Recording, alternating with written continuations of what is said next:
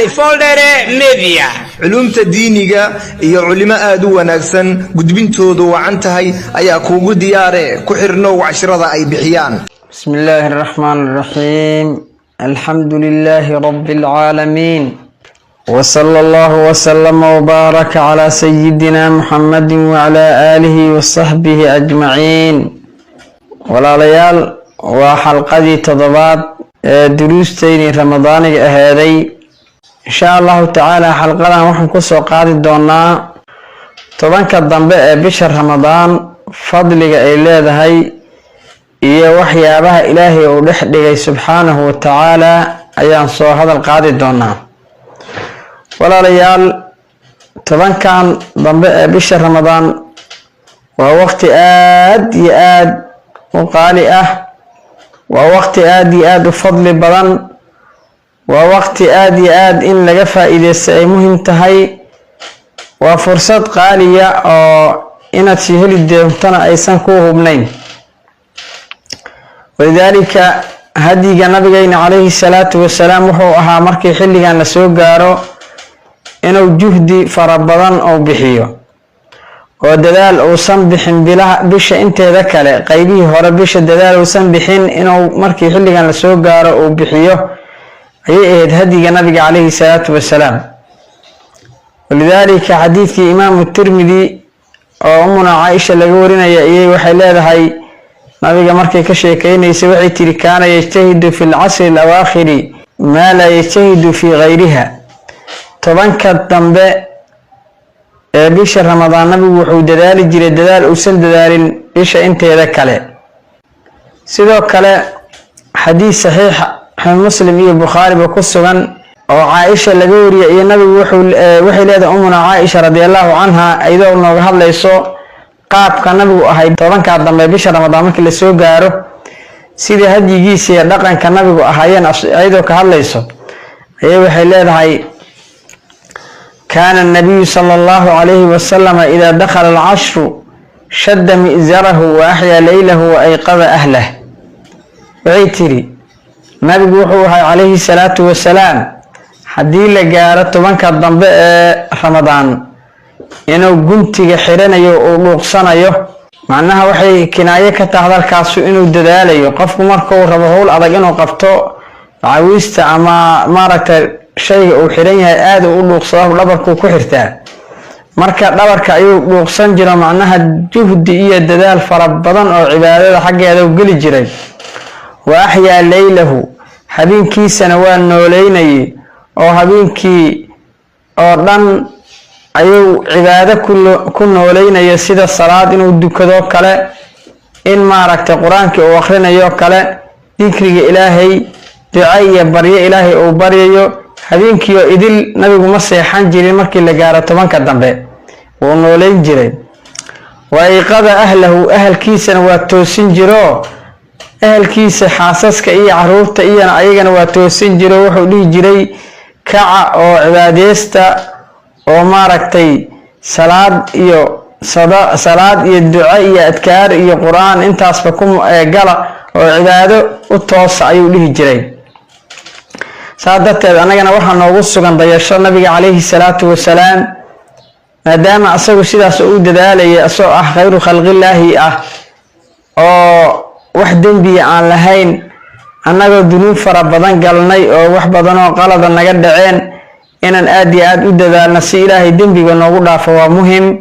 waxyaabaha kaloo muhimka waxaa ka mid a ilaahay maadaama cafis aan ka doonayno inaan annaga dhexdayna iscafino laftirkeennu.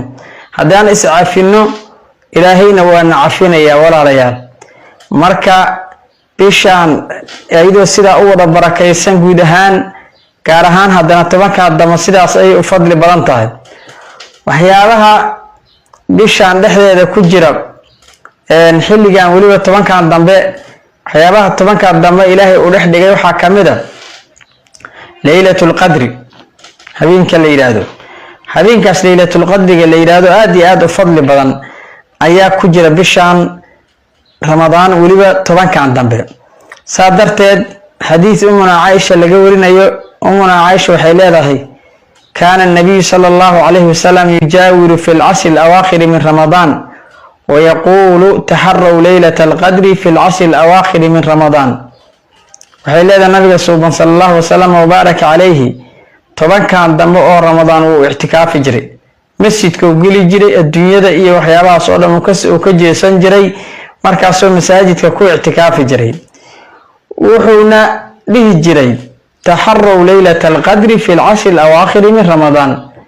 ليلة القدر كالرادية طبعا كان دمه بشهر رمضان صادرت مركب habeenkaas fadliga badan ayaa asagana ku jiro tobankan dambe. waxaa la rabaa qofka muslimka marka inuu dadaalo si ilaahay u waafajiyo habeenkaas isaga ah. laylatul qadri waa habeen aad iyo aad u fadli badan, waxay ka mid tahay khasaa'ista ummadan muxamadiyada ilaahay uu ku gaar yeelo oo ilaahay uu siiyay subhanahu wa ta'ala. laylatul qadri khayrun min alf shahr, waa hal habeen oo ka khayr badan kun bilood. kun bilood amalkii aad sameyn laheeday oo aysan ku jirin laylatul qadri ayaa waxa ka khayr badan halkaas habeen amalka aad samayso. marka waxa la rabaa qofku inuu dadaalo si uu u waafaqo habeenkaas oo ilaahay u waafajiyo asagoo amal saalix ku sugan in layladii ay waafaqo oo gaaro oo xilligeedii la gaaro. nabigeena calayhi salaatu wasalaam waa nagu tirtirsiiyay inaan ka faa'iideysano oo habeenkaas asaga ah aan istaagno oo aan maaragtay cibaado iyo daaco in badan lagu camiro. حديث أبو هريرة لقوري أي نبي عليه الصلاة والسلام من قام ليلة القدر إيمانا واحتسابا غفر له ما تقدم من ذنبه.